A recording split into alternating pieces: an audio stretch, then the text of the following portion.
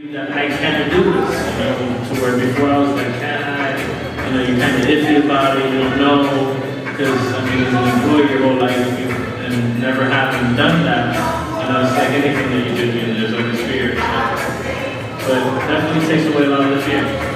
My biggest takeaway is just all the knowledge and all the insight that I had, and, I just always figured you can whip up a business in your backyard, and take off from there and figure it out. But I see that a lot of the work comes in the very beginning stages through the thought process and just putting it all together.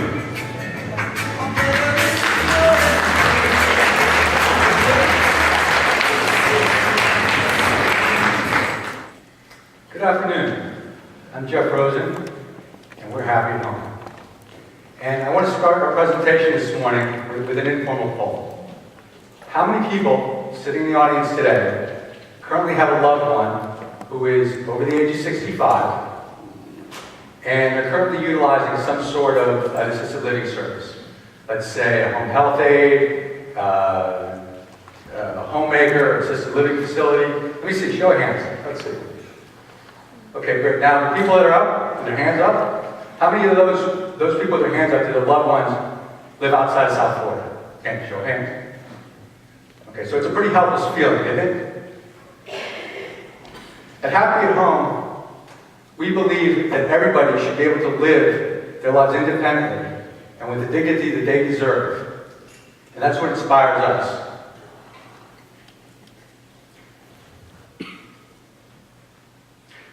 Currently, senior citizens in the United States are the fastest growing demographic in this country. There's 42 million Americans over the age of 65. There are 7 million Americans over the age of 75 currently living alone. And that number is expected to double over the next 15 years. These senior citizens all face limitations, specifically fixed incomes. The cost of assisted living has gone through the roof, with daily national averages running anywhere from $100 a day to $219 a day. This can devastate a family. So what's the solution? Well, it's a really exciting time right now to be in the home health monitoring industry, and here's why. The original model looked something like this. The end user would wear a device, like a pendant, and that pendant would have in it a button and a transmitter. A base station would then be installed into the home and hardwired into the phone line. If there was a significant event occurred, all the end user would have to do is push the button on the pendant. It would grab the phone line and would call emergency services. They could then speak directly into the pendant to the person on the other end. Typically, those pendants had a range of about 300 to 1,000 feet. Well, the development of cellular technology and all the other things that come along with it, and all the other technologies that come along with it, totally turned this market upside down. And there's a whole host now of these innovative devices that are out in the marketplace to help these seniors live more independently. And they do way more than just calling emergency services. These devices can monitor all sorts of different biometric data. They can monitor your blood pressure, they can monitor all your health and vital statistics, as well as movement data. In addition, the end user is no longer restricted to a base station at their home. They can now be more active and go out, thus allowing them to live more independently. These devices can trigger we intend to separate ourselves from the rest of the industry. We intend to do this through our service as a platform model, or platform as a service model. At the heart of this model is FIU's patented communication technology.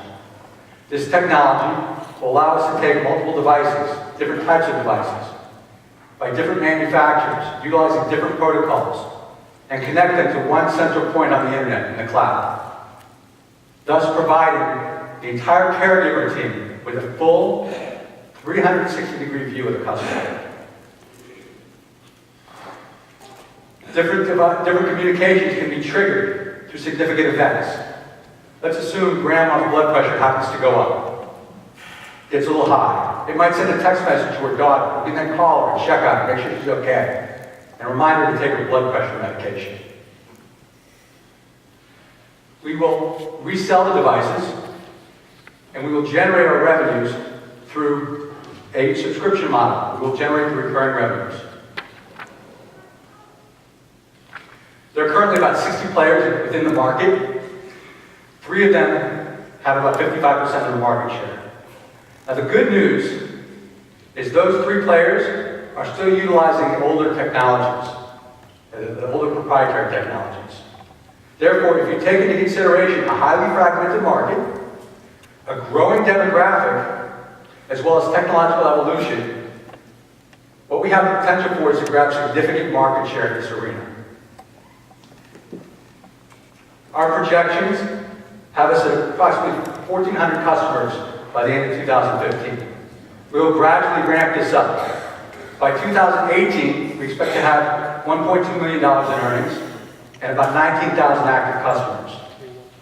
By 2019, we expect to go to 53,000 active customers with $4.5 million in projected earnings.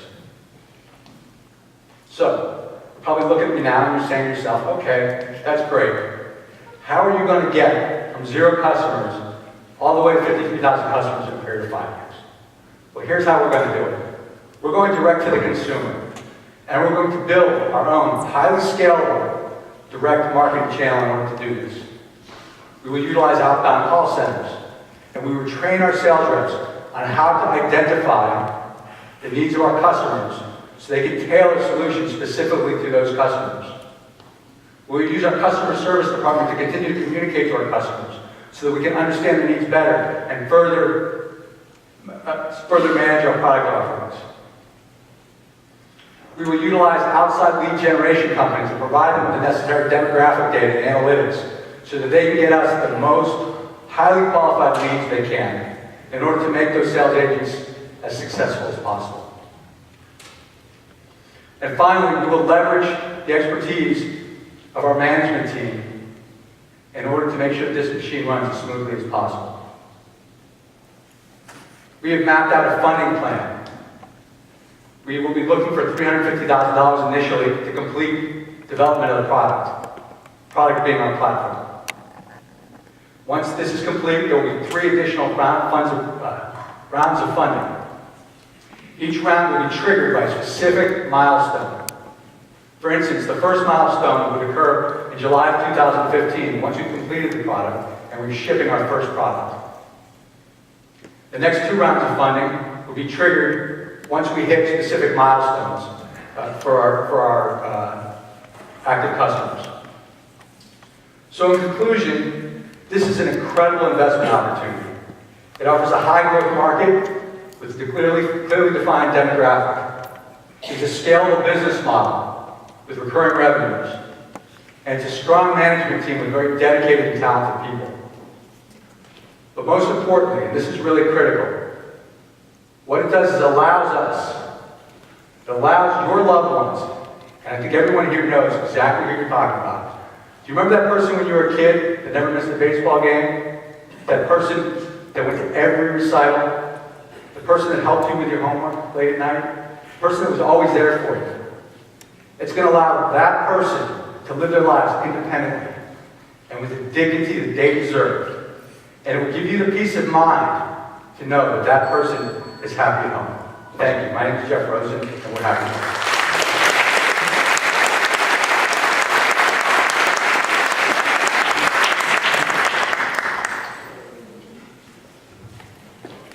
What's the total investment ask? Total investment is initially $350,000 to fund the development. There'll be 3 additional rounds of funding spread out over 3 years for $1,650,000 in addition to the total of $2 million. So a total of $2 million? Yes, sir. Have you priced out your consumer-facing marketing plan and how you're going to hunt these people down? Yes. That are going to hang up on you and ask to be put on the do not call back list? Absolutely. So that you understand, as I go through this, I'm not making up numbers. I used to work for the 4th largest direct-to-consumer diabetic test supply company in the United States. So the models are similar. In that instance, we were giving away a device, glucometer, in order to get the jet revenue from the test strips. The key to the whole model, frankly, is being fiscally responsible. Anybody can acquire customers if they want to spend the money. We have to be within certain thresholds. We expect our customer acquisition costs to begin, if you include advertising and everything, and advertising, labor, and the cost of the device, somewhere around $350 per customer. However, we think over the first year we can get that down to about $250 per customer. Talk about the product a little bit. I mean, I know it's the modern day help I've fallen and I can't get out, but tell me a little bit more about the product itself. Okay, well, that's a good point. The help I've fallen, I can't get up is a significant competitor. In fact, that's one of the 3 competitors I mentioned. But we're a lot more than that. Really what we are is the platform. We're the platform in between the monitoring service. And that monitoring service is device agnostic and protocol dependent. So what we do is we're actually 2 companies. We're a service company and a marketing company. What we do is we look for devices that will fit the needs of our customers. So that device could be a fall detection device such as a watch with a micrometer in it, which is cellular enabled. If you fall, it's got the GPS and it automatically knows you fell, so you don't have to push a button. But it can also be a blood pressure monitor. It can be a whole host of different devices. What we're looking for is the best of breed devices. And then we would push those devices out through our marketing engine. And again, generate the feeds through this platform. The platform, what it does is it provides the care team with one seamless 360-degree view of the customer, so that everybody's all on the same page. You know that really lean-in story about the person who never missed your recital in the baseball game? You should start with that. My parents are right there.